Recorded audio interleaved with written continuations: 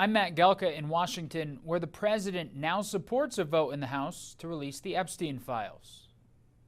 With the House getting ready to vote for a bill compelling the Department of Justice to release all Jeffrey Epstein-related files, the president changed his stance and urged Republicans to vote for it. We have nothing to do with Epstein, the Democrats do. You look at this Reid Hoffman, you look at Larry Summers, Bill Clinton. All I want for people to recognize a great job that I've done. The White House had spent considerable time trying to sway some Republicans from backing the release, but Trump's turnaround takes the pressure off some members of the GOP who worried about breaking with the president and risking his wrath. I think we could have a deluge of Republicans. There could be 100 or more. Kentucky Republican Thomas Massie led the charge in the House to release the files with a bill co-sponsored with Democrat Ro Khanna. It's made Massie a target of Trump. The president criticized his recent marriage on social media.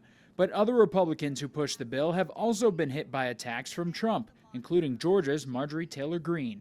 Greene has long been a vocal and loyal supporter of the president, but supported the Epstein bill and also broke with Republicans on health care. The president cut ties and hurled insults like wacky and lunatic at her on Truth Social. Greene says she's been getting death threats ever since. Unfortunately, it has all come down to the Epstein files, and that is shocking. And, you know, I stand with these women. I stand with rape victims. Even if the House votes to release the files, it's far from a done deal. The Senate would need to vote to do the same, and Republican leadership there has not committed to holding that vote. If it passes the House, we'll see what it says. And we all want accountability and transparency. But to me, this is not about truth. It's not about justice. This is about an attempt by the Democrats to make President Trump a lame duck president. The sponsors of the House bill, along with Marjorie Taylor Greene, are set to hold a news conference with Epstein abuse survivors ahead of an expected vote on Tuesday. Reporting in Washington, I'm Matt Gelka. This morning, Larry Summers, the former Treasury Secretary and Director of the National Economic Council during both the Clinton and Obama administrations, says he is deeply ashamed for his relationship and communication with convicted sex predator Jeffrey Epstein. That was revealed through hundreds of messages. He said he's now stepping away from public life as the GOP calls for more investigations into former Democratic administration officials.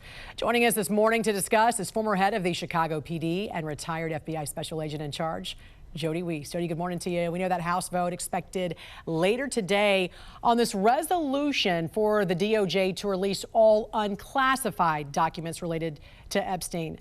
The president has encouraged House Republicans to go ahead and vote for it. He said he has nothing to hide and says this, quote, Democratic hoax is perpetrated by radical left lunatics to deflect, he says, from the success of the Republican Party.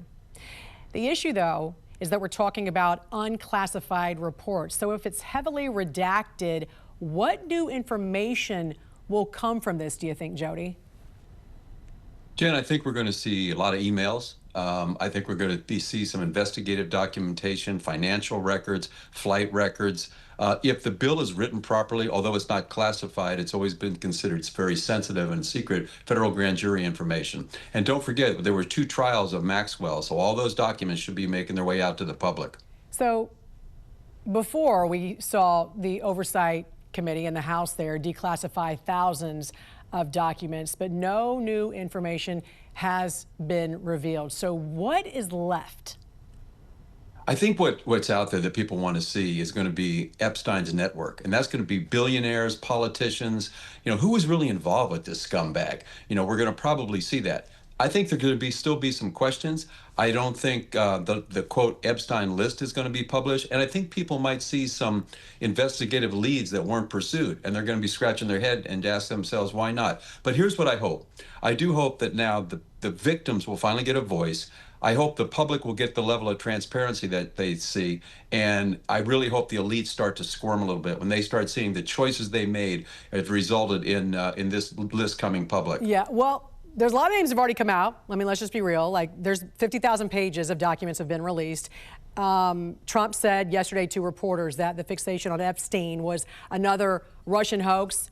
He said Democrats like Larry Summers were now being looked at very seriously over his ties to Epstein. He also said, quote, we have nothing to do with Epstein. He said the Democrats do. All of his friends were Democrats. This is what Trump said yesterday to reporters. Do you believe that a politicized FBI and DOJ would not have already leaked something from either side, quite frankly, because this has gone on since, what, 2006? Or do you think there is any cover-up period? I do think that the last administration definitely would have released any information that might be there on Trump. You can be guaranteed that.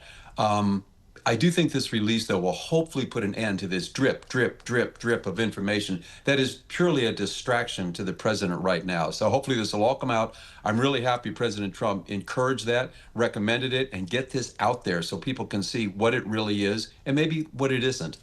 I'm curious, too, when there's a change of guard from the administration, because you have to assume this has been going on since Obama and then the first Trump presidency and then now with Biden and now with Trump again. When you have new agents, new set of eyes on cases, doesn't that mean more chances for more information to be released or just the opposite?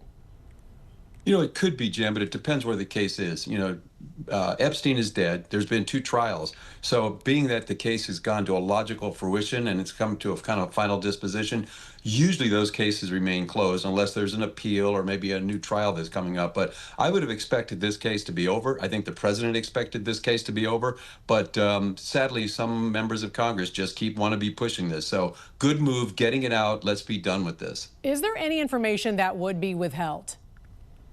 Yeah, of course, the victim's information would be withheld. You certainly don't want that to go out, but I'm hopefully a lot of this information going out. This case should not be classified. I don't see any reason that it would actually be classified under the traditional classification standards. A lot of sensitive information, but we'll have to see what comes out of there. But yeah, we should not see anything on the victims. Former head of the Chicago PD and retired FBI special agent in charge, Jody Weiss. Great talking to you. Thanks for joining us this morning. You too, Jan. Great to see you. You too.